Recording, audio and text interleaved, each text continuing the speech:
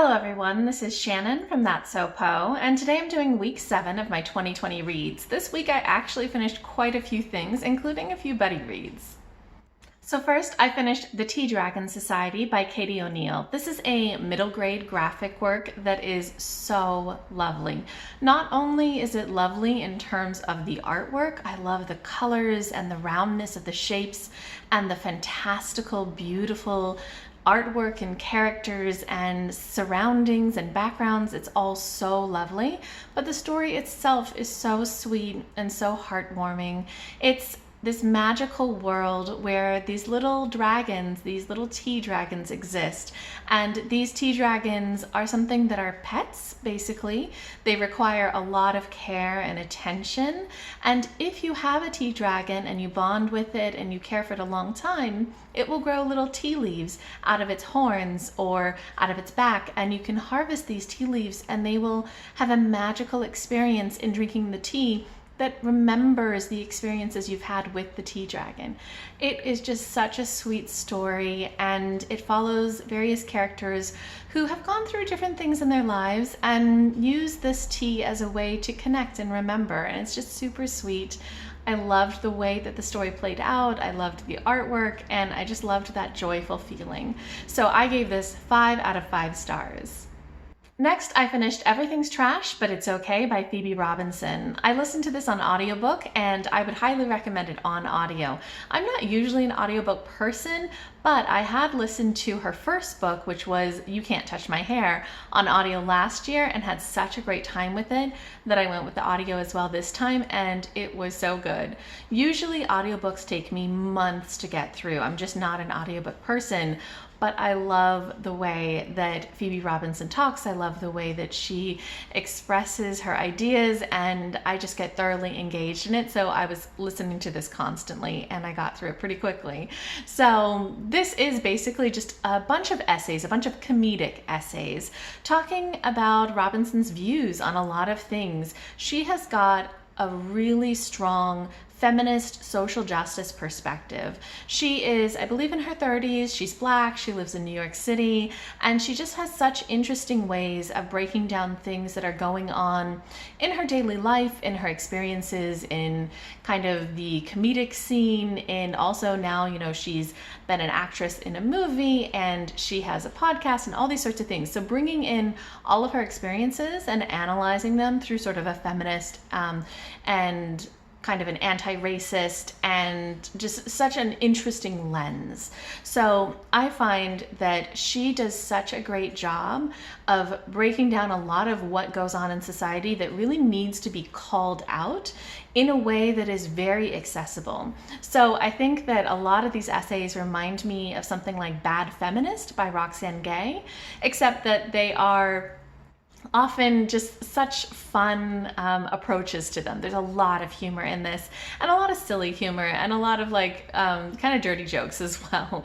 But it's just, it makes you laugh, and it also makes you think. And I think that that's one of the best ways to approach growth and change, is through seeing kind of the humor in the situation, but also realizing that things need to change. So I really, really liked this book. I will say that sometimes her jokes went a little far for me, and every once in a while, you know, the way that she reads her book sounds like reading rather than talking, if that makes sense. So I gave this 4.5 out of 5 stars, but the truth is I would re-listen to this in a heartbeat, so I just loved it. Next, I finished Persuasion by Jane Austen. This is one of the few Jane Austen books that I hadn't read before, so it was a real treat to get to pick it up. I'd heard about this from Olive at abookolive, who I will link below, and I'd been trying to check this out from the library for the past year or so, but every time I checked it out, I ran out of time before I got to it and had to return it. But this time I said, no, I need to actually read it when I have it checked out, and I'm so glad that I did. I really enjoyed this story. It's very interesting because the heroine of this story, Anne, is a little different from some of the heroines in her other stories, things like Elizabeth from Pride and Prejudice or Emma from Emma. This character, Anne, is somebody who is a little older. She's 28 when we join her, and she's someone who has kind of had life not go in a good way. When she was younger, when she was 18, she fell in love with somebody who her family thought was very ineligible, and she allowed her family to persuade her to not marry him because they thought, you know, she would be throwing her life away. But she grows older and regrets this, and she sees that, you know, although her friends and family who advised her had very good intentions at heart, or maybe not always so good intentions, depends on the person, they didn't always know the full situation. They didn't know her heart, they didn't know his heart. And there's a lot of questioning of, is it right to stick by what you believe and ignore all other advice? Or is it right to listen to those who care about you and be persuaded? So there's some really interesting discussions of this theme throughout the book that I thought were fascinating. I also thought it was really interesting because this book makes me wonder if Anne as a character really represents Jane herself, because Jane Austen, if you're not familiar, had something really similar to this happen in her life, where when she was young, she fell in love with a guy, an Irish guy, Tom Lefroy, who was ineligible, and her family and his family, they did not allow the marriage to happen, and so Jane Austen never actually ended up getting married, and she became kind of a spinster until she passed away, I think before she even turned 40. It was quite kind of sad, right? And I just wonder if this book really represents her exploring that experience of her own through this character. And that's kind of heart-wrenching but beautiful at the same time. So yeah, I really enjoyed this, although I will say I didn't necessarily love the love interest. So this person that she stays loyal to throughout all these years and regrets not marrying, he didn't seem like such a great guy to me. He wasn't really, I couldn't get behind him as a character. And so although I really respected Anne's feelings, it was hard to kind of relate that to the person that she felt them about. I just didn't think he was the greatest guy.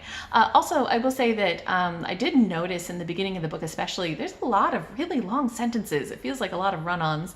So I think that this book took me a little bit of time to get into, and I didn't always buy into the love interest. But I loved Anne's character, and I loved the exploration of those themes of should you be persuaded by those who care about you or not.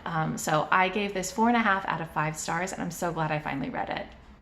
Next, I finished Children of Time by Adrian Tchaikovsky. This is a book that I buddy read with my cousin Jade from Bedtime Bookworm, who I will link below, and I had such an amazing time reading this. I loved this book so much. So this is a science fiction novel that kind of follows two things. So it follows a generation starship of humans who have left Earth because it's uninhabitable. And they're on this spaceship for, 2,000 years trying to find a planet where they can settle down. And they come in contact with a planet that has a sentient species, basically like kind of giant alien spiders. And there's a lot of exploration here about the humans' need for the planet versus the spiders' need for the planet.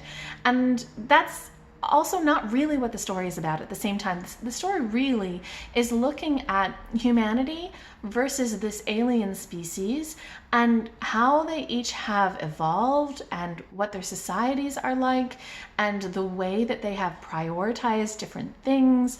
Also the way that they communicate with each other, the way that they understand each other. There's a lot of really deep themes explored in this novel, to the extent that I would say that this novel really is an exploration of philosophical ideas and kind of just science over being necessarily a cohesive narrative. So this worked for me because I love my sci-fi to just explore ideas, but originally there were some other people who were buddy reading this with me and Jade that made the smart decision to DNF it because they just could not get into the story due to it not really having a narrative that fully engages you and follows like a character arc, for example. So you don't necessarily stay with the same characters the entire time, and the characters you do see, you don't necessarily connect to as emotionally.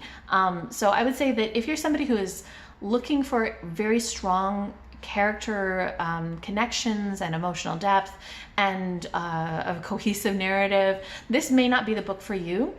But if you're somebody who really likes just the exploration of ideas and using science fiction as a way to look at the what ifs, what could happen, what would be, what are the differences, how would we evolve, these sorts of questions, I think that this book would really work for you. It did for me, and I very much want to read the next book in this series, Children of Ruin. I think after I do that, I might make a video about the series talking about some of these themes because they were so fascinating. I had such a fun time discussing this with Jade. She's got a background in biology and genetics, and so she was able to kind of weigh in on a lot of what was going on the science side of things.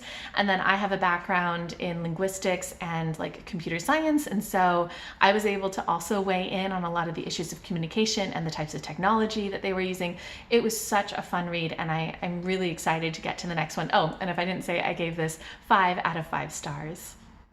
And lastly, I finished How Long Till Black Future Month by N.K. Jemisin. I buddy read this with Wendy from BookNerdTV, who I will link below. And again, I had the best experience buddy reading this. So if you're not familiar, this is a collection of short speculative fiction. N.K. Jemisin is the person who wrote the Broken Earth trilogy, starting with the 5th season, which I loved. And she's coming out with a new book called The City We Became in March that is based on one of the short stories in this. So I'd been meaning to get to this book since it came out last year, and I'm so glad that I finally did. It's such a great time. This is just such a great collection. It has kind of fantasy and science fiction and sort of fabulism and all these sorts of different types of speculative fiction, even some steampunk stories in it that are excellent. N.K. Jemisin does such a great idea of exploring aspects of society and kind of humanity through these speculative stories.